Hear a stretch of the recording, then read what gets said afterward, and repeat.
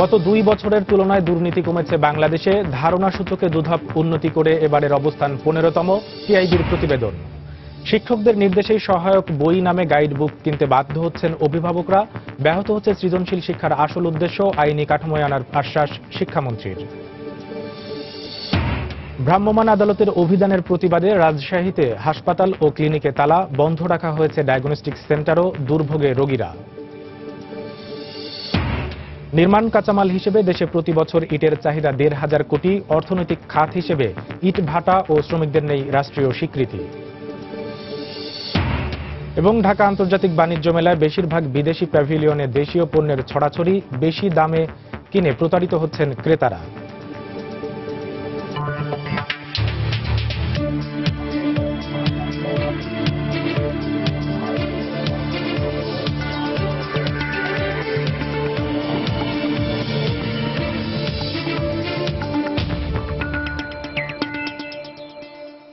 দেখছিলেন শিরোনাম। আমন্ত্রণ জানাচ্ছি দেশ ও দেশের বাইরের অর্থ বাণিজ্যের নানা খবর নিয়ে আমাদের নিয়মিত আয়োজন এ সময়ের বাণিজ্যে।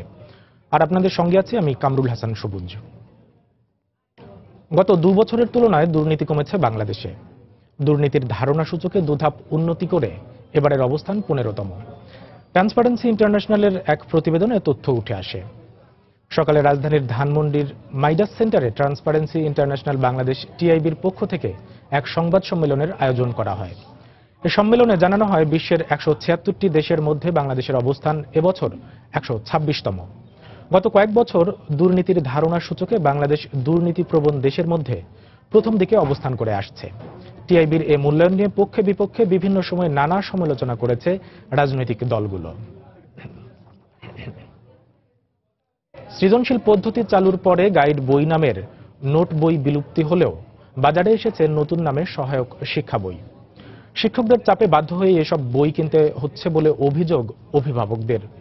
এদিকে সহায়ক শিক্ষা বইয়ের ওপর নির্ভরতার কারণে সৃজনশীল শিক্ষা পদ্ধতির আসল উদ্দেশ্য ব্যাহত হচ্ছে বলে মনে করেন শিক্ষাবিদরা। শিক্ষকরা এ বিষয়ে কথা না বললেও প্রকাশকরা দুষছেন মূল বইয়ের মানকে। শিক্ষামন্ত্রী জানালেন, শিগগিরই একটি আইনের আওতায় আনা হবে পুরো বিষয়টিকে। বিস্তারিত রাশেদ লিমনের রিপোর্টে। নোট, গাইড বই আর কোচিং বাণিজ্য থেকে শিক্ষা ব্যবস্থাকে বাঁচাতেই চালু করা হয় সৃজনশীল পদ্ধতি। তবে এবারও নিস্তার নেই। গাইড বইয়ের বিকল্প হিসেবে বাজার 6 লাভ সহায়ক শিক্ষা বইয়ে। শিক্ষকদের চাপে বাধ্য হয়েই বই কিনতে হচ্ছে বলে অভিযোগ অভিভাবকদের। অভিযোগ আছে, শিক্ষক ও প্রকাশকদের মধ্যে এক ধরনের সুসম্পর্কের কারণেই পছন্দের বই চাপিয়ে দেওয়া হচ্ছে শিক্ষার্থীদের উপর। এসব বইয়ের মান যাচাইয়েরও সুযোগ নেই অভিভাবকদের। আমার এই বই কটা পাঠ্য করে দিবেন, মাস্টার আপনার এককালীন টাকাটা দিয়ে এককালীন দিয়ে দেয়। আমার বই স্যার আমরা কোনো বই পাঠ্য করতাম না। এটা ম্যাডাম দিয়েছে, লাগবেই লাগবে। ক্লাস শুরু হয়ে গেছে তো এর জন্য আর কি। সরকারি বই ছাড়াও 7টা বই লাগবে। বাচ্চাকে বলছে যে বই নিয়ে যেতে হবে। যদিও এ বিষয়ে কিছু বলতে নারাজ শিক্ষকরা, তবে প্রকাশকরা অকপটেই স্বীকার করলেন সত্যতা। সৃজনশীল পদ্ধতি শিক্ষক বুঝে না, তো ছাত্রদের বোঝানোর জন্য আমরা স্রেফ একটা ধারণা দিই। দ্যাট নট মিনিং যে এটা নোট বই বা গাইড বই, এটা স্রেফ একটা সহায়ক বই। আমি তো চাবো আমার বইটা চলুক। তো স্যার কেন, শিক্ষক কেন আমার এই অনৈতিক কাজটাকে অ্যাকসেপ্ট করছে? এতে সৃজনশীল শিক্ষার আসল উদ্দেশ্য ব্যাহত হচ্ছে বলে মনে করেন শিক্ষাবিদরা। মূল পাঠ্যপুস্তক পড়ে তাদের মেধার বিকাশ ঘটাক, তাহলে এই স্কুল কর্তৃপক্ষ যাতে এটা করতে না পারে তার ব্যবস্থা নিতে হবে। একদিকে আমরা বলছি গাইড বই চাই না, অন্যদিকে স্কুল থেকে পাঠাতে পারছে, কিভাবে এটা সম্ভব? এদিকে পুরো বিষয়টি আইনি কাঠামোর আওতায় আনার আশ্বাস দিলেন শিক্ষামন্ত্রী। প্রকাশকদের দাবি যে ওখানে যেন আমরা নিয়ন্ত্রণহীনভাবে ছেড়ে দিই, এটা হবে না। আমরা আইন করতেছি, নোট বই গাইড বইগুলো বাতিল করবার জন্য অলরেডি চূড়ান্ত হয়ে গেছে, নেক্সট সেশনে উঠবে। পাশাপাশি সমস্যা সমাধানে নজরদারি বাড়ানো হবে বলেও আশ্বাস দিলেন মন্ত্রী। সহায়ক শিক্ষা হিসাবে বাজারে প্রচলিত এসব বই শিক্ষার্থীদের জন্য কতখানি সহায়ক সেটি বিচার করার সুযোগও পাচ্ছেন না অভিভাবকরা। শিক্ষা প্রতিষ্ঠানের চাপে অনেকটা বাধ্য হয়ে সন্তানদের হাতে বইগুলো তুলে দিচ্ছেন তারা। শিক্ষাবিদরা বলছেন, শিক্ষক আর প্রকাশকদের এই শৃঙ্খল ভেঙে দিতে না পারলে এর চরম মূল্য দিতে হবে দেশের শিক্ষা ব্যবস্থাকে। রাশেদ লিমন, সময় সংবাদ, ঢাকা। রাজশাহীতে ভ্রাম্যমাণ আদালত অস্বাস্থ্যকর পরিবেশ ও মেয়াদোত্তীর্ণ ওষুধ রাখার দায়ে বেসরকারি হাসপাতালগুলোকে জরিমানা করায় অনির্দিষ্টকালের জন্য সব হাসপাতাল বন্ধ রেখেছে মালিকপক্ষ। গতকাল দুপুর 2টা থেকে রাজশাহীর সব বেসরকারি ক্লিনিক ও ডায়াগনস্টিক সেন্টার অনির্দিষ্টকালের জন্য বন্ধ করে দেওয়া হয়। সকাল থেকে হাসপাতালগুলোতে তালা ও বন্ধের নোটিশ দেখে রোগীরা এসে ফিরে যাচ্ছে। নতুন কোনো রোগীকে ভর্তি বা চিকিৎসা দেওয়া হচ্ছে না। এতে চরম ভোগান্তিতে পড়েছেন রোগী ও তাদের স্বজনরা। ভ্রাম্যমাণ আদালতের অতিরিক্ত জরিমানা বন্ধ এবং অতিরিক্ত ট্যাক্স হোল্ডিং সাইনবোর্ড ফি প্রত্যাহার দাবিতে বেসরকারি হাসপাতাল বন্ধ রেখেছে মালিকপক্ষ।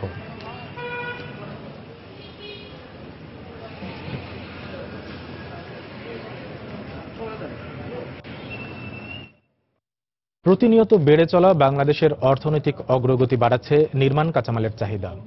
সরকারি এক হিসেব বলছে এসব কাঁচামালের মধ্যে শুধুমাত্র ইটের চাহিদা রয়েছে বছরে 1,500 কোটি পিস, যা 2011 থেকে 15 সাল পর্যন্ত প্রতি বছর 500 করে ইট ভাটার যোগ করেছে দেশে।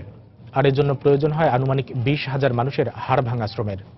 অর্থনৈতিক খাত হিসেবে ইট ভাটা এবং সেখানে কাজ করা মানুষের নেই রাষ্ট্রীয় স্বীকৃতি। শ্রমিকদের মর্যাদা না পাওয়া মানুষের গল্প থাকছে ইট ভাটার জীবনে। শাতিলা শারমিনের 3 পর্বের ধারাবাহিকের আজ দেখুন প্রথম পর্ব। ক্যামেরায় ছিলেন খলিলুর রহমান। শৈশবের নানা অকারণ খেলা, শিশু মানেই খুব স্বাভাবিক দৃশ্য। আর এমন কর্মক্ষেত্রে মায়ের পাশে সন্তানের উপস্থিতি কোনো শিশুর জন্যই কাম্য নয়। রোজিনা খাতুনের সবচেয়ে ছোট ছেলে মাহিনের বয়স মাত্র 3। তপ্ত পরিবেশে ধুলোর এ জীবনের দেখা মিলবে শুধুমাত্র ইট ভাটায়। সাতক্ষীরার পাইকগাছার এক প্রত্যন্ত গ্রাম থেকে সাভারের ইট ভাটায় কাজ করতে এসেছেন রোজিনা ও মনিরুল দম্পতি। একা কাজ করে তো হয় না, এর জন্য ফ্যামিলি সহায়তা দুটো একজনের টাকা খাওয়া যায়, একজনের টাকা থাকে, ওই 2জন কামাই করে নিয়ে যায়, তাই দেশে খাই। নগর সভ্যতার এ নেপথ্য কারিগরদের দিন কাটে ভাটার পাশে টিনের চালে তৈরি ছাপরা ঘরে। সারাদিনের কাজের ফাঁকে খাবারের যে সময়টুকু তাতেই চলে ঘরকন্যা। সকালবেলা বাজে বা দুপুরবেলা তরকারি, বিকালবেলা ডাল, সোমবারে মাছ, বৃহস্পতিবারে গোস, বালাইকা। বেশিরভাগই থাকেন এমন জায়গায় গাদাগাদি করে। 8 থেকে 10 জনের থাকার এমন 3-4 মিটারের বাসস্থানের জন্য গুনতে হয় মাসে 2000 টাকা।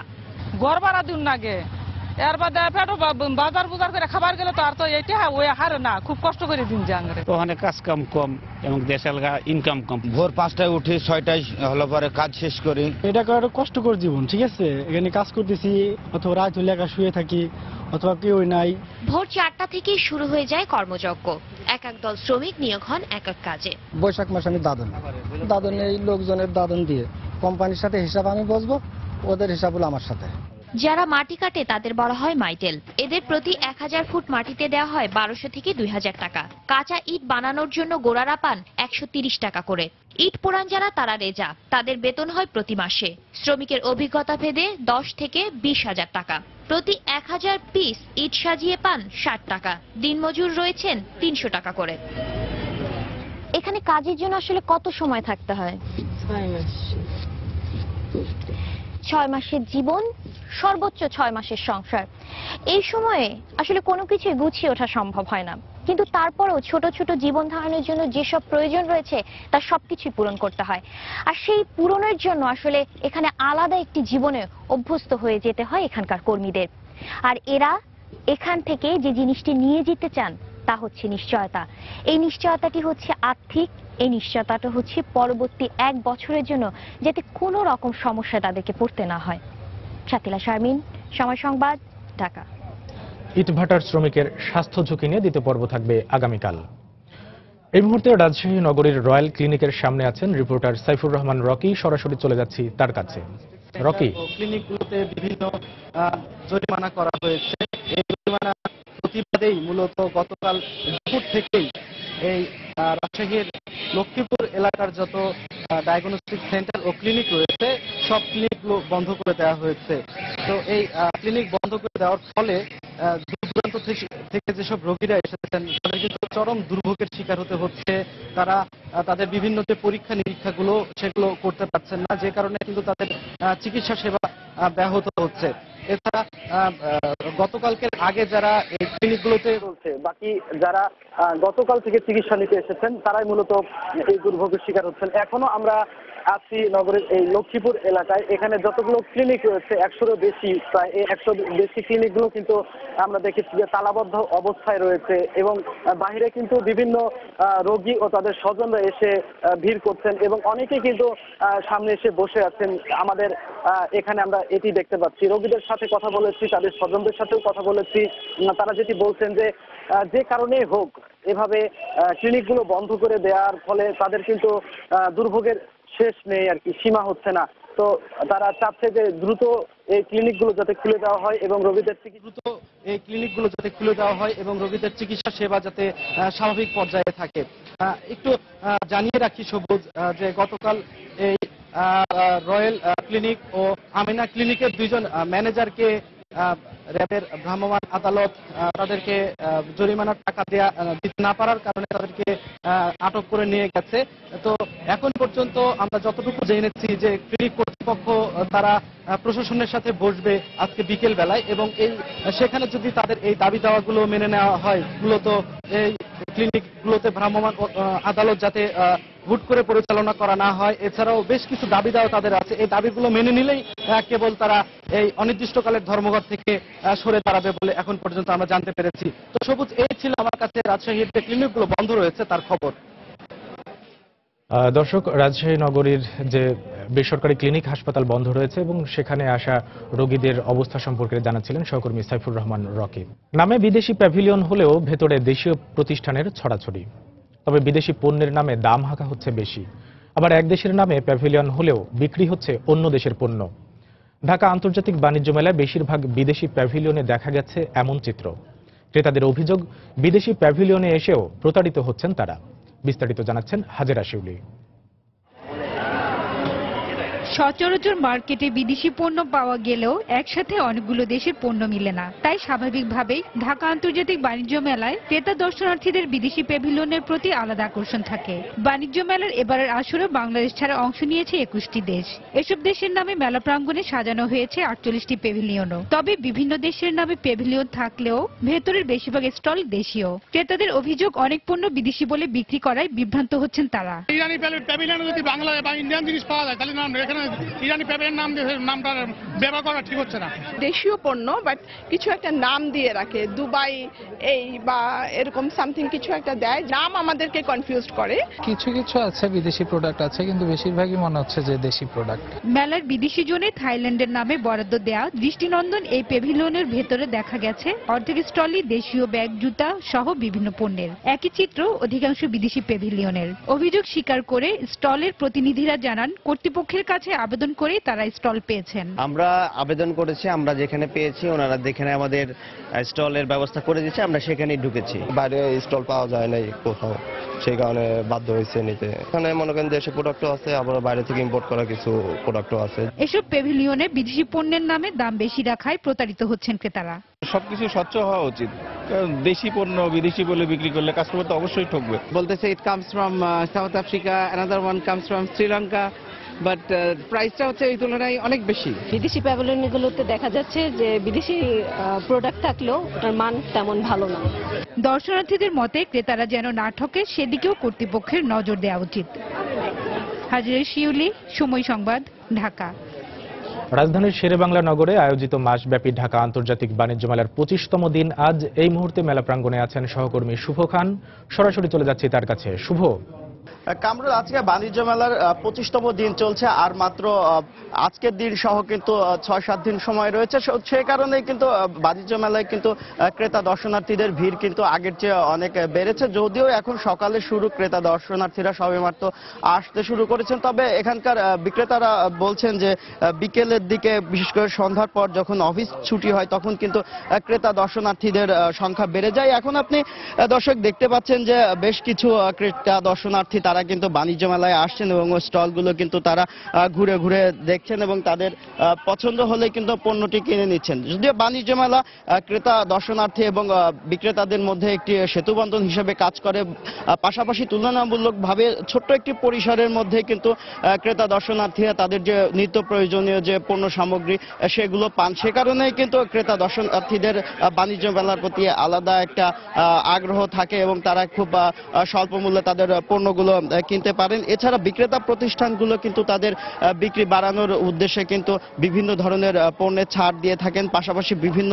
যে বিপণন কৌশল রয়েছে সেগুলো দিয়ে থাকেন। যেমন আমরা আসার পথে কিন্তু দেখতে পেয়েছি যে প্যাকেটজাত দুধ বাজারজাতকারী একটি প্রতিষ্ঠান, তারা কিন্তু তাদের পণ্যের সাথে সাথে কিন্তু বিভিন্ন স্বাস্থ্যসেবা প্রদান করছেন বিশেষজ্ঞ চিকিৎসক দ্বারা, যেমন ব্লাড প্রেশার, সুগার, এই ধরনের টেস্টগুলো তারা কিন্তু বিনামূল্যে ক্রেতা দর্শনার্থীদেরকে এই ধরনের সেবাগুলো দিচ্ছেন। এর মূল উদ্দেশ্য কিন্তু ক্রেতা দর্শনার্থীদের যেমন আকৃষ্ট করা, তেমনি কিন্তু তাদের পণ্যের বিক্রি বাড়ানো।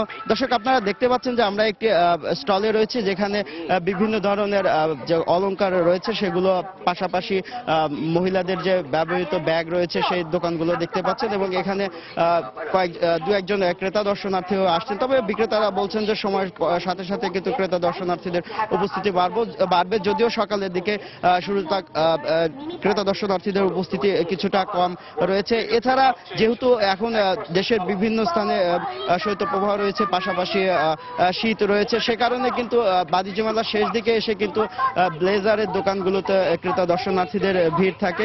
এবছরও কিন্তু তার ব্যতিক্রম নাই, ক্রেতা দর্শনার্থীদের মোটামুটি উপস্থিতি রয়েছে এই ব্লেজারগুলোর দোকানে।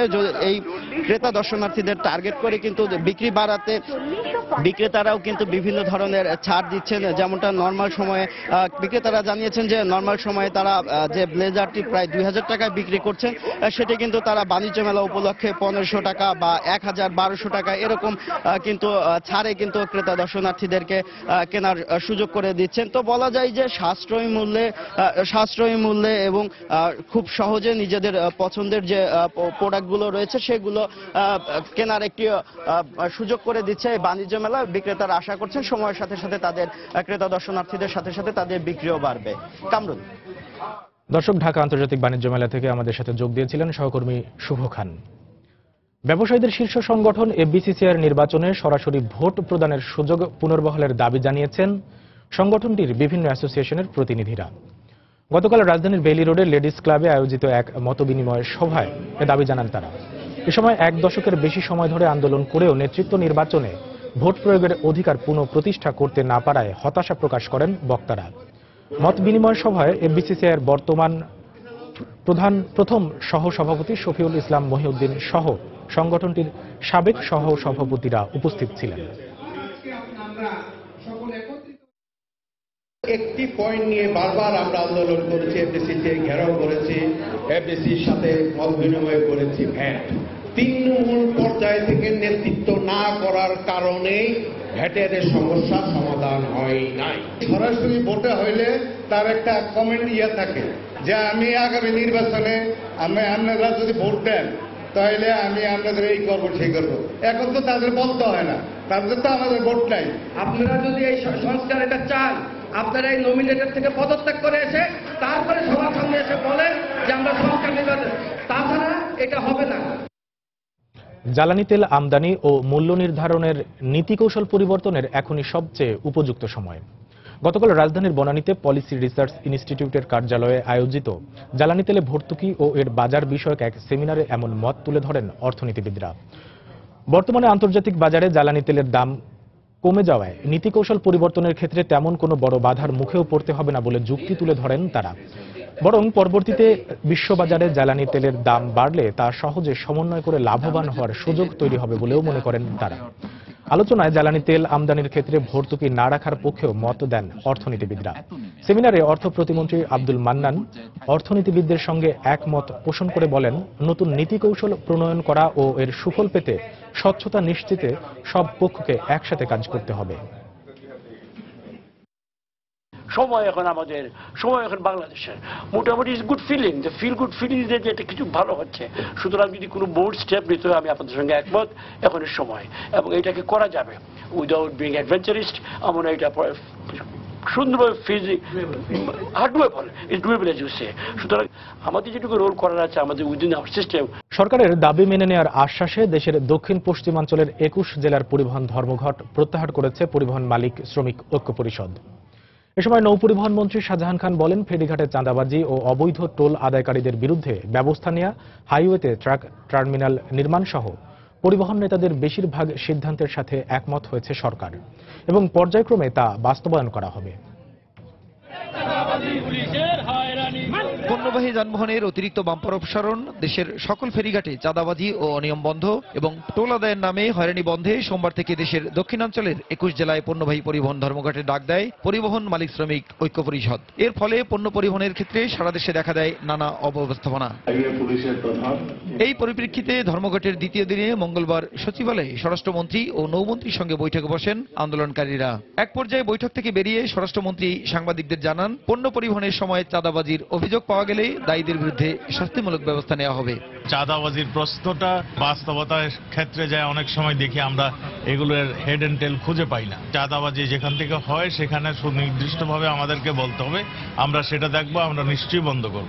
এদিকে প্রায় 4 ঘন্টা বৈঠকের পর সরকারের সাথে সমঝোতা ও পর্যায়ক্রমে সিদ্ধান্ত বাস্তবায়নের আশ্বাসের পরিপ্রেক্ষিতে ধর্মঘট প্রত্যাহারের সিদ্ধান্তের ঘোষণা দেন পরিবহন মালিক শ্রমিক ঐক্য পরিষদের আহ্বায়ক। আমাদেরকে আশ্বস্ত করা হয়েছে যে 12 দফা দাবি মেনে নিচ্ছেন এবং এটা বাস্তবায়ন করবেন সামনে। এই জন্য আমাদের পক্ষ থেকে পরে নৌ পরিবহন মন্ত্রী বলেন, পরিবহনে অতিরিক্ত বাম্পার খুলে ফেলার পাশাপাশি বিভিন্ন স্থানে ট্রাক টার্মিনাল নির্মাণ ও অবৈধ টোলাদায়কারীদের বিরুদ্ধে ব্যবস্থা নেওয়া হবে। বডির সঙ্গে যে অরিজিনাল বাম্পার কোম্পানি, সেই বাম্পার থাকবে। ব্লু বুকে নির্ধারিত ওজনের পরিমাণ উল্লেখ করা আছে, সেই পরিমাণ অনুযায়ী মাল বহন করবে। ওভারলোড বন্ধ করা হলো। ড্রাইভিং লাইসেন্সের সমস্যা, ফিটনেসের সমস্যা, ট্যাক্স টোকেন দেওয়ার ক্ষেত্রে যে সমস্যাগুলো আছে সেগুলো সমাধান করার জন্য বিআরটি এর চেয়ারম্যান সাহেব কালকে তাকে নির্দেশনা দেওয়া হয়েছে। পরিবহন নেতাদের সাথে আলোচিত বিষয়গুলোর পর্যায়ক্রমে বাস্তবায়নের আশ্বাস দেন নৌ পরিবহন মন্ত্রী। প্রসূন আশিস, সময় সংবাদ, ঢাকা। খাদ্য মন্ত্রণালয় বা অধিদপ্তরের সুনামকে যেসব অসাধু কর্মকর্তা নষ্ট করতে চাইবে তাদের বিরুদ্ধে আইনগত ব্যবস্থা নেওয়া হবে বলে জানিয়েছেন খাদ্যমন্ত্রী কামরুল ইসলাম। এ সময় তিনি আরো বলেন, দেশের প্রত্যেক খাদ্য গুদামকে সিসি ক্যামেরার আওতায় আনার ব্যবস্থা নিচ্ছে সরকার। গতকাল মুন্সিগঞ্জের সদর উপজেলার কাটাখালী এলাকায় জেলা খাদ্য নিয়ন্ত্রকের কার্যালয়ের নবনির্মিত ভবন উদ্বোধন অনুষ্ঠানে তিনি একথা বলেন। অসাধু কর্মকর্তাদের জন্য খাদ্য বিভাগের কিন্তু কিছু বদনাম আছে। আমরা কিন্তু এই পরিষ্কার এই ব্যাপারে আমাদের কোন রকম দুর্নীতি আমরা বরদাস্ত করবো না। সব ব্যাপারে আমাদের এই সমস্ত ব্যাপারে আমাদের জিরো টলারেন্স। আমরা কোনো অবস্থাতেই আমাদের ভাবমূর্তি এই মন্ত্রণালয় বা এই অধিদপ্তরের ভাবমূর্তি পূর্ণ হয় এমন কোনো কার্যকলাপের সাথে কোনো কর্মকর্তা যদি জড়িত থাকেন, কোনো কর্মকর্তা যে দেখা যায়, আমরা কোনো অবস্থাতেই তাকে ছাড় দেব না। তার বিরুদ্ধে যথাযথ বিভাগীয় মামলা, বিভাগীয় অ্যাকশন, আইনগত অ্যাকশন তার বিরুদ্ধে হবে। খাদ্য বান্ধব কর্মসূচির পাশাপাশি আরেকটি কর্মসূচি আমরা ইনশাল্লাহ খুব শীঘ্রই আগামী মাসেই আমরা এই কর্মসূচিটা উদ্বোধন করাতে পারবো ইনশাল্লাহ।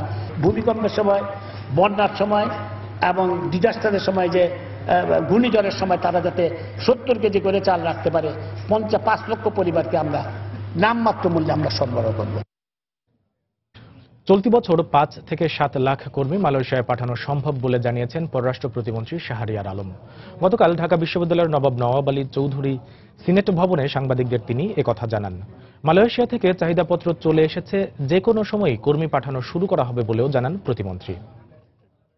বাংলাদেশ প্রথমবারের মতো resource country, formally resource country হিসেবে বাংলাদেশকে তারা রিকগনাইজ করেছিলেন এবং তার ফলশ্রুতিতে তাদের যে কয়েকটি সেক্টর আছে, খুব সম্ভবত 7টি সেক্টরে স্পেসিফিক, এবং এই 7টি সেক্টরে মালয়েশিয়ার পুরো জব মার্কেটটাই ভাগ করা, স্পেশালি ফর দ্য মাইগ্রেন্টস। এই প্রতিটা সেক্টরের জন্য তারা বাংলাদেশকে অফিসিয়ালি অন্তর্ভুক্ত করেছে।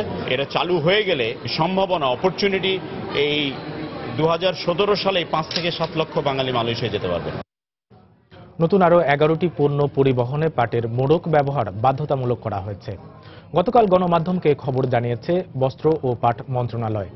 খবরে উল্লেখ করা হয়, গেল 21 জানুয়ারি প্রজ্ঞাপন জারি করা হলেও তা মন্ত্রণালয়ে পৌঁছায় 24 জানুয়ারি। এ নিয়ে 17টি পণ্য পরিবহনে পাটের মোড়ক ব্যবহারের নির্দেশ জারি করা হলো। এখন থেকে মরিচ, আটা, ময়দা, তুষকোড়া, পেঁয়াজ, আদা, রসুন, ডাল, ধনিয়া, আলু ও হলুদ পরিবহনে পাটের ব্যাগ বা বস্তা ব্যবহার করতে হবে। বর্তমানে ধান, চাল, গম, ভুট্টা, সার ও চিনি পরিবহনে পাটের বস্তা ব্যবহার করা হচ্ছে। 2015 সালের 17 ডিসেম্বর এ 6টি পণ্য পরিবহনে পাটের ব্যবহার বাধ্যতামূলক করা হয়। পাটের বস্তা হলে সবচেয়ে আমাদের সৌন্দর্য, দেশে ব্যবহার করলো। পাটের বস্তার মনে করেন যে পিঠা সব পালি দড়িয়ে পারি আরাম, গাড়ি আনলোড লোড করা সুবিধে। 10-5 টাকা বেশি হলে ওটা সুবিধা হয়ে যাবে। যখন আপনার ইনফোটে আসে তখন এটা মানে এসি গাড়িতে আসে, তখন ওটা ভিজা পানি পড়ে, এই লেগে ওইগুলা যদি দেয় তাহলে মানে বাতাসে ওই আর জিনিসটা ভালো থাকে। এই পানের বস্তা এগুলো আনলে পৌঁছে যাবে। আজ পর্দা উঠবে 41তম কলকাতা আন্তর্জাতিক বইমেলার। কলকাতার বাইপাস সংলগ্ন মিলন মেলা উদ্যানে সন্ধ্যায় মুখ্যমন্ত্রী মমতা ব্যানার্জি, প্রখ্যাত লেখক ও কস্টারিজন অথর রোকসানা পিন্টু রেপস, কবি নীরেন্দ্রনাথ চক্রবর্তী যৌথভাবে মেলার উদ্বোধন করবেন। প্রতিবারের মতো এবারও বাংলাদেশের প্রকাশনা সংস্থাগুলো এই মেলায় 4500 বর্গফুটের প্যাভিলিয়নে অংশ নিচ্ছে। বাংলাদেশের দিনাজপুর জেলার ঐতিহ্যবাহী কান্তজিউ মন্দিরের আদলে এবার বাংলাদেশের প্যাভিলিয়ন তৈরি করা হয়েছে। সন্ধ্যায় উদ্বোধন করা হলেও বৃহস্পতিবার দুপুর 12টায় সবার জন্য খুলে দেওয়া হবে। এদিকে মঙ্গলবার মেলা প্রাঙ্গণ ঘুরে স্টল তৈরিতে কর্মীদের ব্যস্ত দেখা গেছে। এবারের বইমেলায় বাংলা একাডেমি, ইসলামী ফাউন্ডেশন, নজরুল ইনস্টিটিউট ছাড়াও সরকারি বেসরকারি 31টি স্টল অংশ নিচ্ছে বলে সংবাদ সম্মেলনে জানিয়েছেন বাংলাদেশ উপদূতাবাসের ডেপুটি হাইকমিশনার জকি আহাদ। আগামী 7 ফেব্রুয়ারি মেলা শেষ হবে।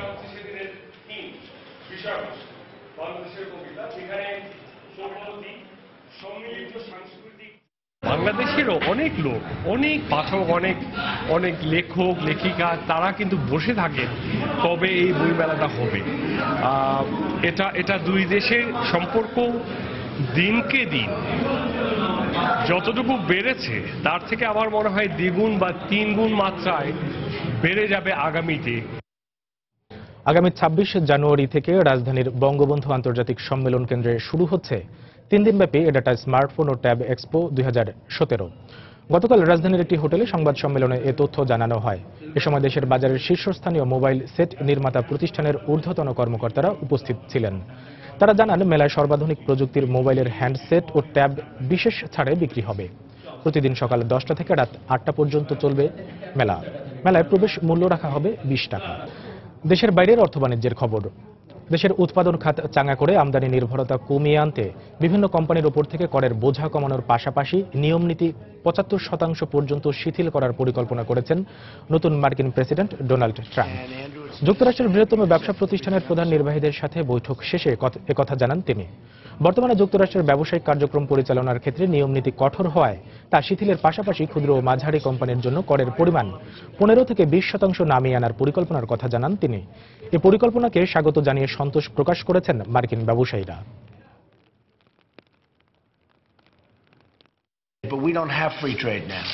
দেশের বাইরে থেকে পণ্য আমদানি কমিয়ে আমরা দেশেই নিজেদের জন্য পণ্য তৈরি করতে চাই। এ কারণেই কর কমানো এবং নিয়মনীতি শিথিলের পরিকল্পনা করছি। কিন্তু কর পরিশোধ ছাড়া যুক্তরাষ্ট্রের তৈরি পণ্য বাইরে রপ্তানির জন্য এসব সুবিধা দেয়া হবে না, কারণ অন্য দেশের কাছে আমাদের পণ্য বিক্রিও এত সহজ না।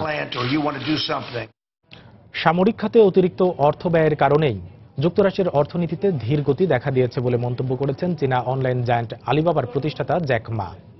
দাভোসে অনুষ্ঠিত ওয়ার্ল্ড ইকোনমিক ফোরামে দেয়া এক বক্তব্যে তিনি বলেন, গেল 30 বছরে যুক্তরাষ্ট্র শুধু সামরিক খাতে $40 ট্রিলিয়ন ব্যয় করেছে। এই অর্থ অবকাঠামো খাত উন্নয়নে এবং নতুন কর্মসংস্থান সৃষ্টিতে ব্যয় করলে দেশের প্রবৃদ্ধির জন্য ইতিবাচক হতে বলেও মন্তব্য করেন তিনি। তিনি আরো বলেন, মেক্সিকো এবং চীনের কারণে যুক্তরাষ্ট্র উল্লেখযোগ্য হারে কর্মসংস্থান সৃষ্টি হচ্ছে না। নতুন মার্কিন প্রেসিডেন্ট ডোনাল্ড ট্রাম্পের এমন বক্তব্যের কোনো ভিত্তি নেই। যুক্তরাষ্ট্র সঠিক খাতে অর্থ ব্যয় করলে দেশের প্রবৃদ্ধিতে ইতিবাচক প্রভাব পড়ত বলেও মন্তব্য করেন তিনি।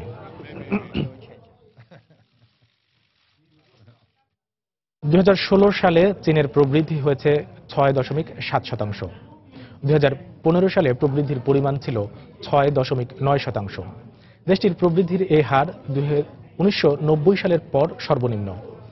অথচ গেল বছরের জন্য প্রবৃদ্ধির লক্ষ্যমাত্রা 6.5 থেকে 7% নির্ধারণ করেছিল বেইজিং। বিশ্ব অর্থনীতির অন্যতম চালিকা শক্তির এ ধীর গতির শঙ্কায় ফেলেছে বিনিয়োগকারীদের। বর্তমানে বিশ্বের দ্বিতীয় বৃহত্তম আমদানিকারক দেশ চীন। অভ্যন্তরীণ চাহিদার মধ্য দিয়ে প্রবৃদ্ধি বাড়ানোর পরিকল্পনা করলেও রাষ্ট্রায়ত্ত প্রতিষ্ঠানগুলোকে পুরোদমে কাজে লাগানো সম্ভব হয়নি চীনের পক্ষে। চলতি বছরে প্রবৃদ্ধি 6.5%-এর নিচে থাকার আশঙ্কা বিশ্লেষকদের। এর মধ্যে নতুন মার্কিন প্রেসিডেন্ট ডোনাল্ড ট্রাম্পের কারণে চীন যুক্তরাষ্ট্র বাণিজ্যিক সম্পর্কে নেতিবাচক প্রভাব পড়ার আশঙ্কা অর্থনীতিবিদদের।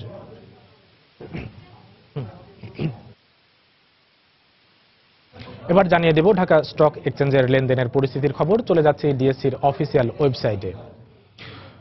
দর্শক, লেনদেনের শুরুতে যে ডিএসসি এক্স ইন্ডেক্স সার্বিক মূল্য সূচক কিছুটা নিম্নমুখী প্রবণতা দেখাচ্ছে।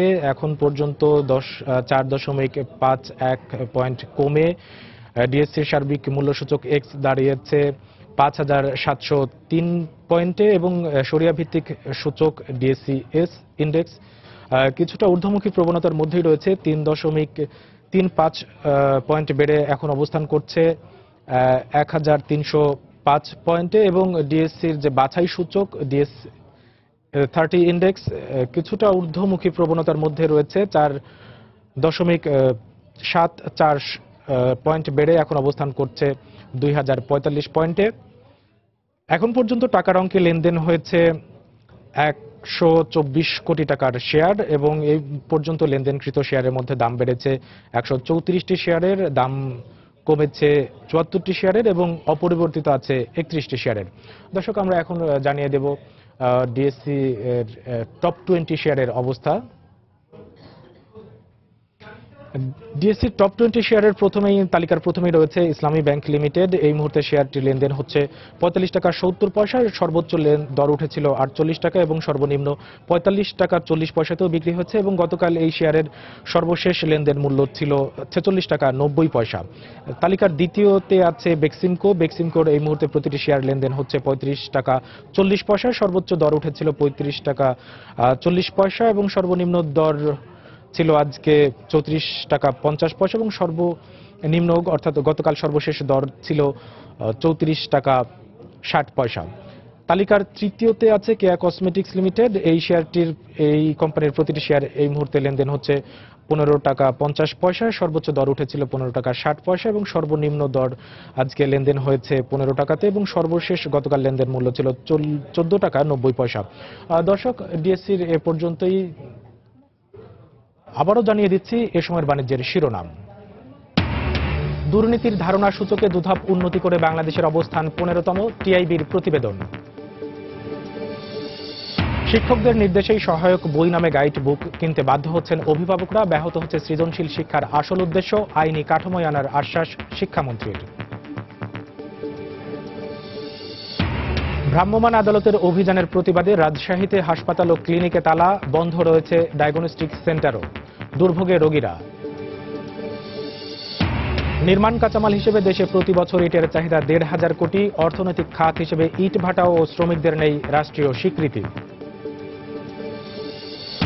এবং ঢাকা আন্তর্জাতিক বাণিজ্য মেলায় বেশিরভাগ বিদেশি প্যাভিলিয়নে দেশীয় পণ্যের ছড়াছড়ি, বেশি দাম দিয়ে কিনে প্রতারিত হচ্ছেন ক্রেতারা। এই ছিল এই সময়ের বাণিজ্য। যে কোনো খবর পেতে ভিজিট করুন সময়নিউজ.tv। সঙ্গে থাকুন সময়।